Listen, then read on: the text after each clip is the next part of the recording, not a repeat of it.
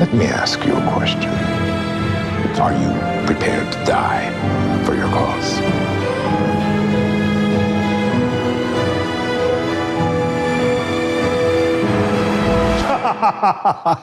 I was acting. Or was I? Nerderotic.com. Giancarlo Esposito, like, just out there doing everything. He's calling for the revolution from the safety of his own mansion and with his little scarf and his ascot or whatever he's fucking wearing. Bodyguards. His bodyguards. This is all a preparation for a very insidious problem that's happening in our world. And for me, I have to speak out that we will not be iced out. This is not going to happen. They can't take us all down.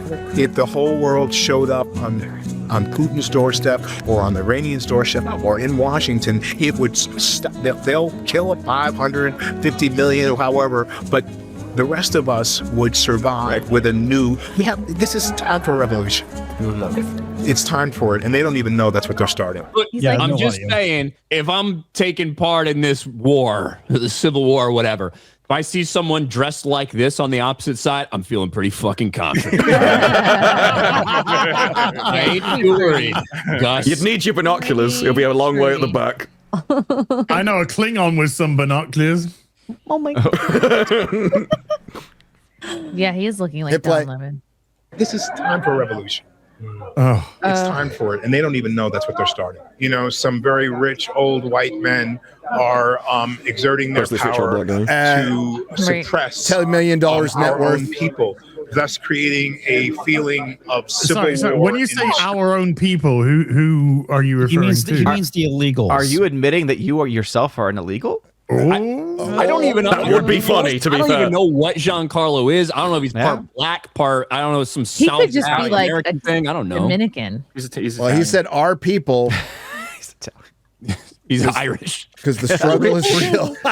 The only thing he has to lose is all of us.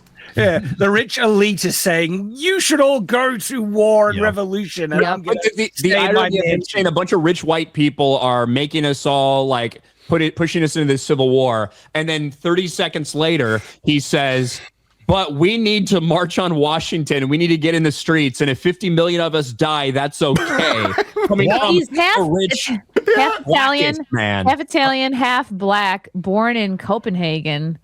Parents worked in Europe, spent his early years in Rome, Italy. So they kill 500 or 50 million or however many, but the rest of us would survive with a new world. Wow. So what a piece of the other side. Wow. What if he said that with a human piece of crap? It's not a good selling point, though, is it? They can only kill 50 million of us. It's like, whoa. He was cool. We could do better than that. I believe in it. You think a billion? Yeah. It's like the end of wasn't the Resident Evil movies. It goes to the White House and there's just big things with hordes of zombies all around and flamethrovers. Willing to sacrifice millions of Giancarlo Esposito! so he can get the world he wants. If anybody on the other side says something like this, they would be fired from everything. Yeah. Like before they finish the sentence. Yeah, they'd be like, you're inciting violence. He's got the right politics. That's the issue. Well, yeah, this ideology has always been this. There is no amount of bodies too much. There is always one more person that has to die before the utopia. It's called communism. Yes, it is. Yeah, exactly. Exactly. I've said it before, but I'd almost love to see them get what they want. And then when I'm standing next to them, holding a shovel while we're digging our own grave, I could laugh. Yeah. At the end. First time, eh? Yeah. You know what's funny? When a union goes on strike against itself. I don't blame them. I wouldn't be able to stand them either. I don't either. And like, I don't know if it's like people were, I had somebody DMing me going, well, this is actually not possible. And it's like, I don't care. I just think this is really fucking funny. So the staff of if you don't understand, the Writers Guild of America is a union that writes pretend for a living. And they crippled the industry by fucking going on strike right after COVID, which they have not recovered. Production is down 40%. Ticket sales are down 40%. Hollywood is closing studios. It's bleak, and it's mostly because they went on strike like a bunch of fucking idiots. So the best part is their own staff is voted to go on strike against them.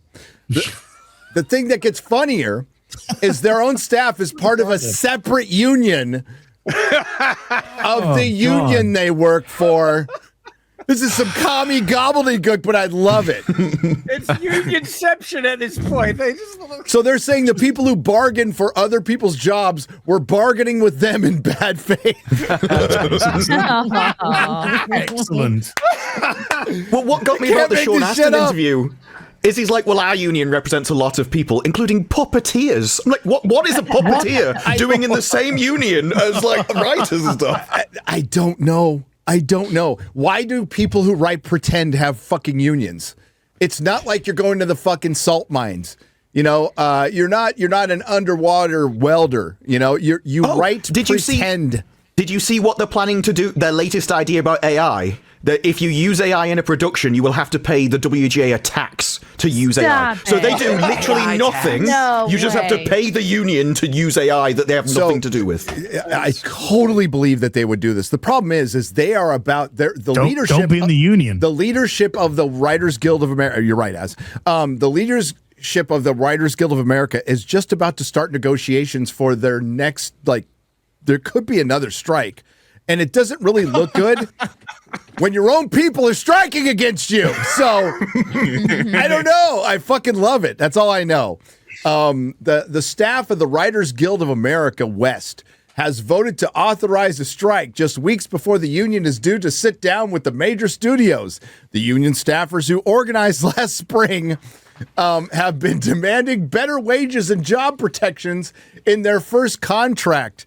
Negotiations with the WGA West management have been underway intermediately since September, with the last session held on January 17th.